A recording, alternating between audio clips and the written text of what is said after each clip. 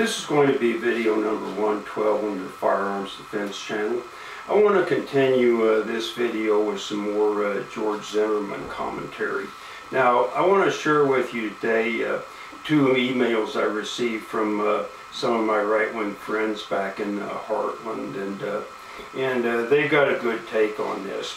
This first one is, now I printed this off the email, but the pictures didn't come through, so I'll just read the text. Do you know who this is? It is little Trayvon Martin at 17 years of age. Don't know how much coverage this story has had in your area, but if it has, here's a new look at it. For those of us who thought we were well informed and weren't, quite the reality check. The old adage applies here: there are two sides to every story. We don't always get the truth from the media. One of my favorite rants, the liberal control media, television news, newspapers, magazines, radio, all continue to show 12-year-old Trayvon, not 17-year-old Trayvon. They continue to show the 5-year-old picture because it helps to cement in your mind the cute little hoodie-wearing youngster who was stalked by this monster. In reality, little Trayvon at the time of his death stood almost 6'2" tall and weighed 175 muscular pounds. He had numerous run-ins with authorities, both at school and local police, had been stopped and almost arrested 2 days before his death for smacking a bus driver in the face because the driver refused to let him ride for free. He was released because the driver was told not to press charges by the bus company and to continue on his route. When little Trayvon was suspended at school, it was not only because he tried to bring a little marijuana in with him. He was in possession of wedding rings and other jewelry, watches, etc. that he said he found along with a large screwdriver while on his way to school that day. The jewelry was turned over to the police by the school. I am not trying to say this kid deserved to die.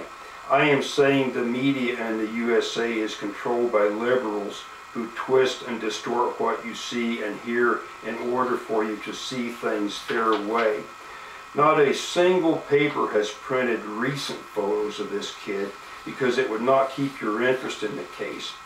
Not a single paper will admit that this kid was a marijuana dealer. His friends on Facebook all say he had the best plants. Not a single paper will show you any of his recent photos where he shows off a mouthful of gold teeth and all of his tattoos. Not a single newspaper will tell the news like it really is, and not how they want you to think it is. President King Obama looked at the 5-year-old photo the media chose to show the nation and said, "If I had a son, he would look like Trayvon." So from that comment, should I assume you did not bother to look for the facts in this shooting?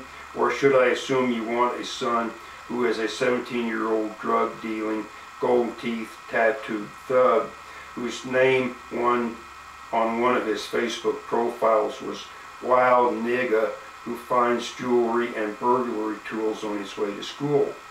A fair and impartial news media in the USA, one that does not follow the liberal agenda, is not looking to further divide this already fractured nation.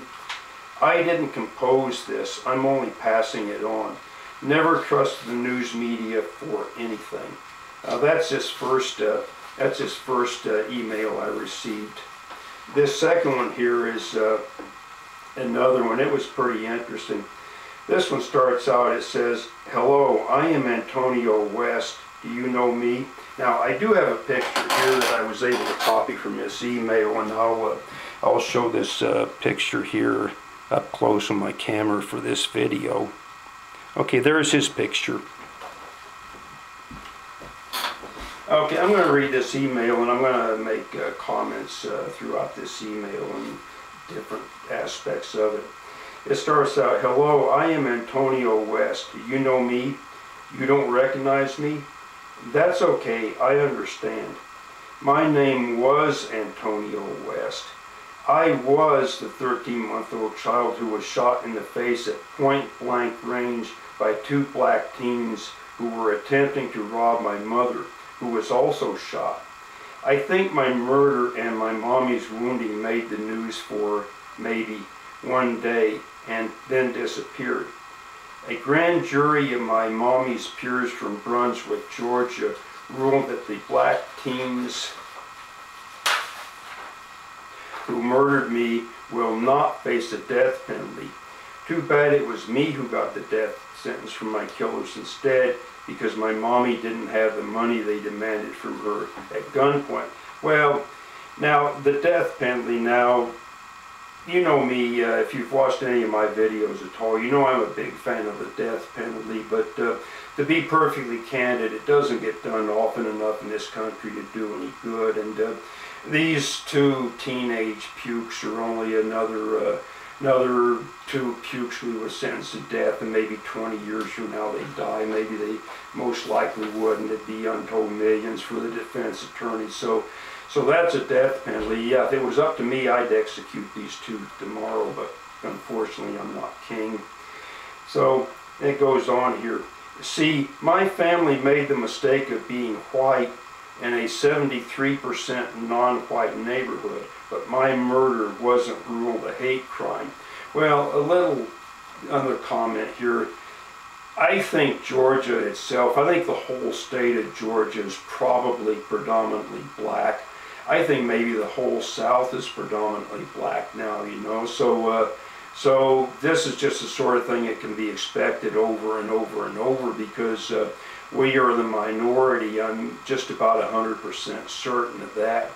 And another thing here too now, if I'm a white person in a 73% non-white neighborhood in a state like Georgia, I'm going to be carrying. There's no excuse whatsoever for a white person not to have concealed carry in the state of Georgia, because Georgia issues concealed carry permits with 2 Wheaties box tops and a quarter, like all the other sensible states. California is one of the few states that won't give concealed carry to decent, God-fearing citizens. But this nice lady could have had a concealed carry permit, and she could have had a Glock, and she could have wasted these two guys. And I think even there, even in a predominantly black area, she would have probably got off, because she's a mother defending her child. But anyway, it goes on here. Oh, and President Obama didn't take a single moment to acknowledge my murder. It wasn't possible for him to have any children who could possibly look like me, so why should he care? Well, President Obama, being who he is, I don't think he really cares about much of anything except being a king and dictator for life and all that stuff. I don't think he cared about Trayvon Martin, and I don't think he cared about George Zimmerman. I think he just made what he considered politically correct comments to escalate his popularity, and that was about it. And it goes on here. I'm one of the youngest murder victims in our great nation, but the media didn't care to cover the story of my being killed in cold blood. Well, to be fair to the media, there's so many people killed in this country every day they can't possibly cover them all. Although you know, you look at this and you can see the contrast. Yeah, it's quite a contrast. There isn't a white equivalent of Al Sharpton, because if there was, he would be branded a racist.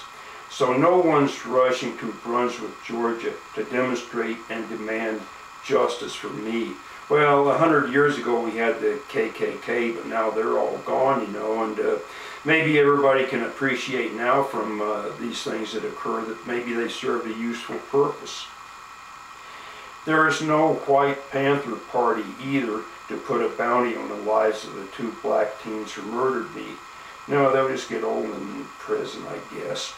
I have no voice, I have no representation, and unlike those who shot me in the face while I sat innocent in my stroller, I no longer have a life.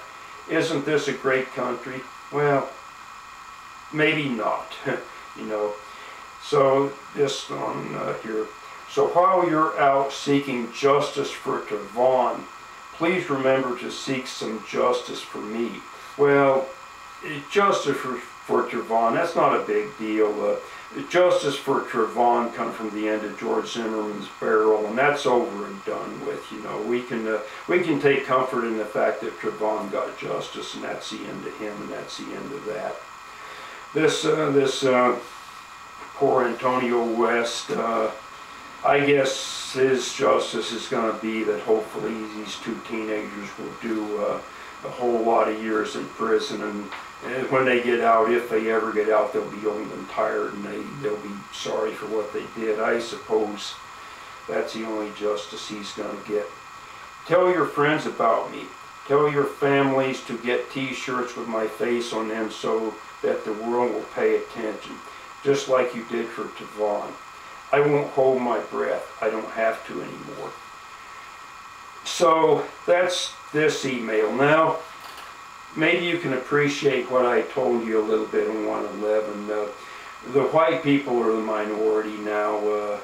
These sort of things like this, you know, they're going to just continue to happen. They're going to continue to happen until we step up and we demand justice for ourselves, and we start getting concealed carry for ourselves, and we start defending ourselves, and we start doing a sensible thing. When somebody like George Zimmerman kills somebody in self-defense, don't have a big trial and a media circus and stuff like that.